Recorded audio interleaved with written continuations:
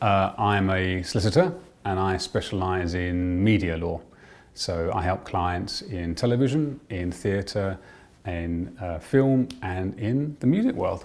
I have a Twitter and on my Twitter I have a little phrase and I basically say, don't sign a contract without DMing me first.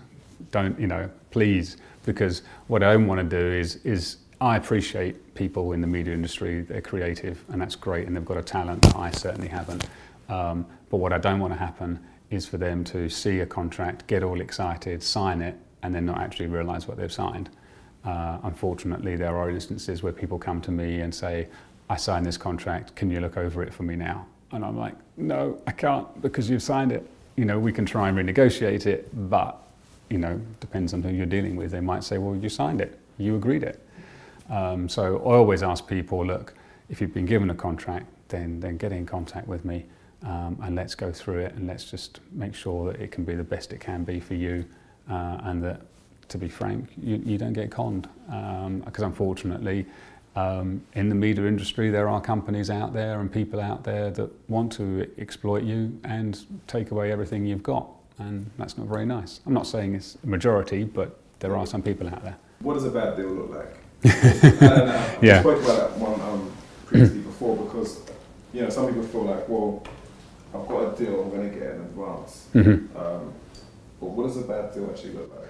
Well, yeah, I mean, I've had instances where I've looked at the contract and it said, for no advance, we're taking your publishing, we're taking your master recording, and any money you receive whatsoever all comes to us, and we might pay you £500 if we reach this certain amount of money that we from selling all our product. That to me is not a good deal. But that's literally like a blank piece of paper. Yeah. And let's just see what we can get away with. Yeah. And see if it comes back with it not being taken off. Exactly. So it's basically, we want all your rights for everything. We're not going to give you anything in exchange. And it's almost like you just sold your soul to the devil. And when I see contracts like that, it's horrible because there are people out there that would have not got a lawyer or not got an advisor to look over it and signed it and thought, yeah, this is brilliant, but actually it's not. You've just got to sign your life away. The lawyers, obviously, they protect the interests of the client or the company, or depending on which side of the table you'll see it. So when you come into the picture and you see that contract and you give the advice to your client and they're like, okay, like go ahead, do your thing, renegotiate. Does the other side know that, okay, now they've got a solicitor on their side that is literally about not what can we get away with, but we're not going to get away with what we initially thought we could.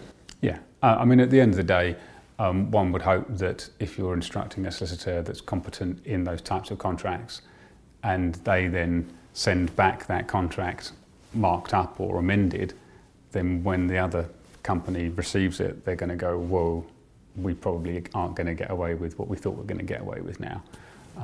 And sometimes I advise clients, it's entirely their decision, but if they want to walk away, then walk away. If the product they're producing is good enough, then they don't necessarily have to sign the first contract that lands on their desk. And if it's not the right deal, then have the strength in what you produce to be able to say, no, thank you, but I'm not accepting this, I will wait. And if I'm good enough, then other contracts will come that will be the right contract with the right people. Because my experience is it's all about relationships. And if you're going to have a relationship with a record label or with a manager, you've got to be happy with that relationship from the very beginning. And if there's things that you're not comfortable with whilst we're negotiating those contracts, then maybe alarm bells are ringing and it's time for you to actually say, well, thank you for the contract, but I don't think this is going to work out long term. Because these are all long-term contracts. Management deals can be 2 years, but they can also be 8, 10 years.